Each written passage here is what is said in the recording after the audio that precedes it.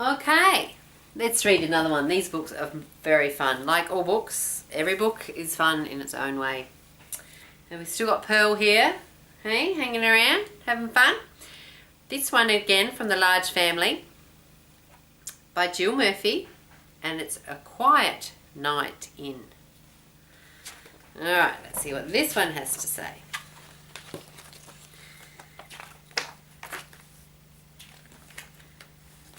Quiet Night In. Oh, it sounds nice, doesn't it? I want you all to go to bed early tonight, said Mrs. Large. It's Daddy's birthday, and we're going to have a quiet night in. Can we be there too? Asked Laura. No, said Mrs. Large. It wouldn't be quiet with you lot there, all charging about like a herd of elephants. But we are a herd of elephants, said Lester. Smarty pants, said Mrs. Large. Come on now, coats on, it's time for school. Dad's birthday.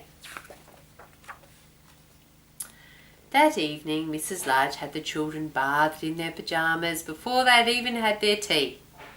They were all very cross. It's only 4:30, said Lester. It's not even dark yet. It soon will be, said Mrs. Large grimly. Oh, we're grumpy. After tea, the children set about making place cards and decorations for the dinner table. Then they all tidied up. Then Mrs. Large tidied up again.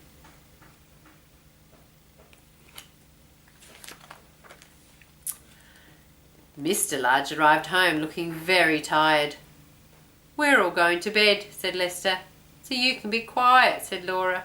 Without us, said Luke. Shh, said the baby. Happy birthday, said Mrs. Large. Come and see the table.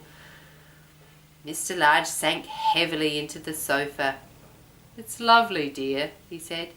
But do you think we could have our dinner on trays in front of the TV?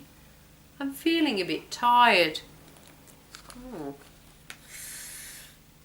That's what happens, eh? Of course, said Mrs. Large. It's your birthday. You can have whatever you want. We'll help, said Luke. The children ran to the kitchen and brought 2 trays. I'll set them, said Mrs. Large. We don't want everything ending up on the floor. It looks like she got them in time. Can we have a story before we go to bed? Asked Luke. Please, said Lester. Go on, Dad, said Laura. Just one. Story, said the baby. All right, said Mr. Large. Just one then. Lester chose a book and they all cuddled up on the sofa. And they all cuddled up. Mr. Large opened the book and began to read. One day, Binky Bus drove out of the big garage. Hello, he called to his friend. Mickey Milkfloat. I don't like that one, said Laura. It's a boy's story. Look, said Mr. Large, if you're going to argue about it, you can all go straight to bed without any story. So they sat and listened while Mr. Large read to them. After a while he stopped. Go on, Daddy, said Luke. What happened? After he bumped into Daddy's dust cart. Did they have a fight? Asked Lester. Look, said Laura. Daddy's asleep. Shh, said the baby. Mrs. Large laughed.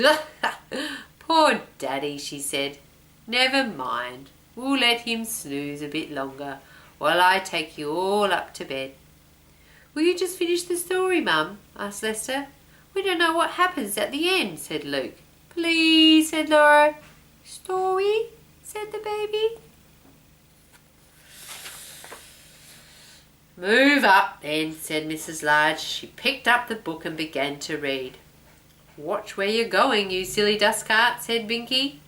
Just then, Pip the police car came driving by. After a while, Mrs. Large stopped reading. What's that strange noise? Asked Lester. It's Mummy's snoring, said Luke. Daddy's snoring too. They must be very tired, said Laura kindly. Shh, said the baby. The children crept from the sofa and fetched a blanket. They covered Mr. and Mrs. Large and tucked them in. No. We'd better put ourselves to bed, said Lester. Come on, shall we take the food up with us? Asked Luke. It is on trays. It's a pity to waste it, said Laura. I'm sure they wouldn't mind. Anyway, they wanted a quiet night in. Shh, said the baby. There they are, all snuggled up in sleep on the couch. Here we go. The end. Well, that was a very quiet night in, if you ask me. Wouldn't you say, Pearl?